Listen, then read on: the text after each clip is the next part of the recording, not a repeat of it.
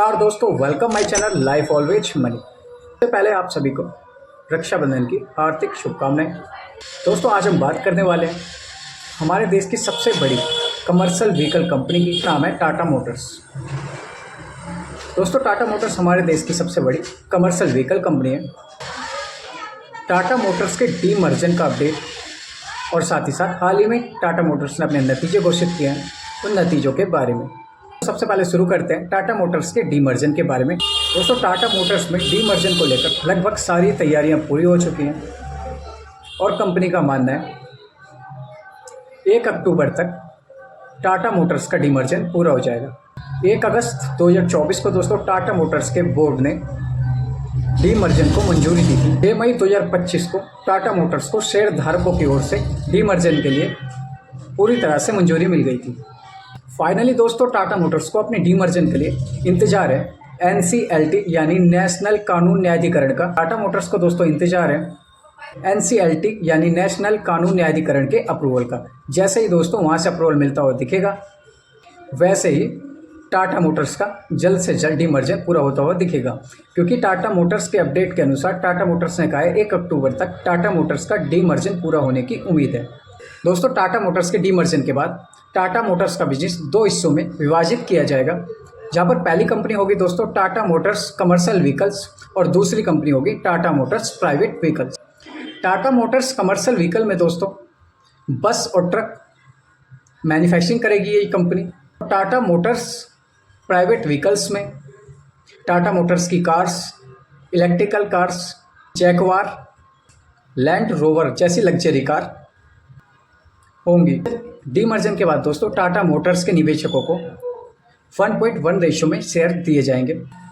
यानी आपके पास टाटा मोटर्स का 1 शेयर होगा तो आपको Tata Motors private vehicle company का 1 शेयर दिया जाएगा। दोस्तों टाटा मोटर्स हमारे देश की सबसे बड़ी कमर्शियल व्हीकल कंपनी है और साथ ही साथ टाटा ग्रुप की भी एक जानदार कंपनी है।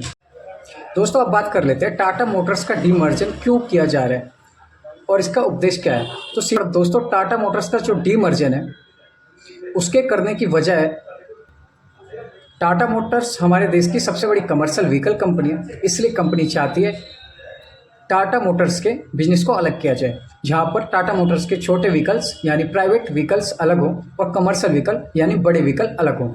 ऐसा करने से दोस्तों टाटा मोटर्स का मानना है जो कंपनी की रियल वैल्यू है वो सामने आएगी और इससे निवेशकों को काफ़ी फायदा देखने को मिलेगा। तो टाटा मोटर्स का जो मैनेजमेंट है वो अपने अधिकारियों को अधिक जिम्मेदारी देना चाहती है और उनकी जवाबदेही भी बढ़ाना चाहती है।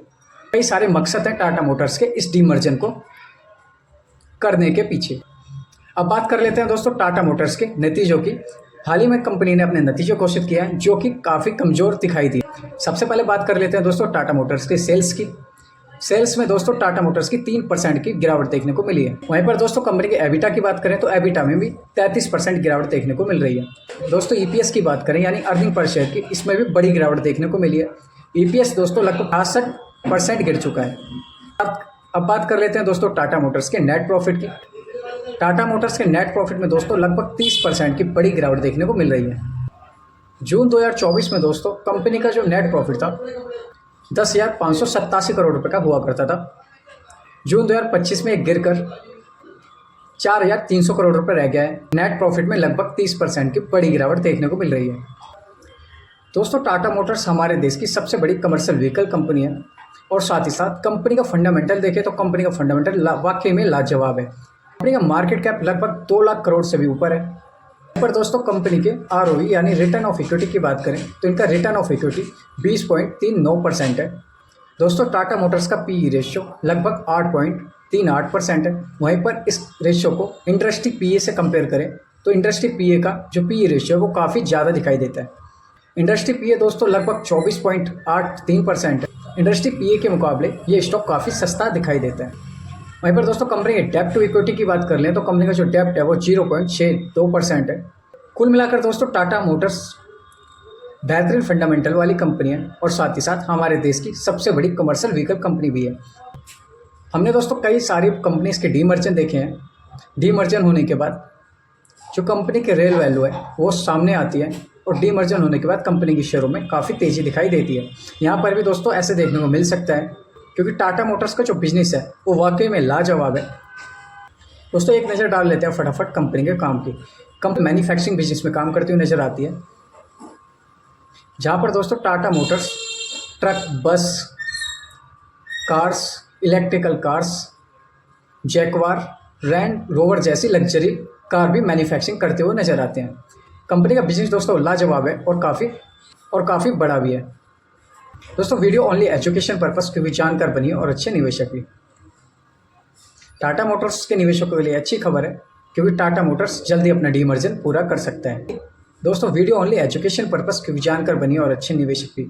आपको वीडियो पसंद आई तो like, comment and subscribe my channel. Please support me. Thank you.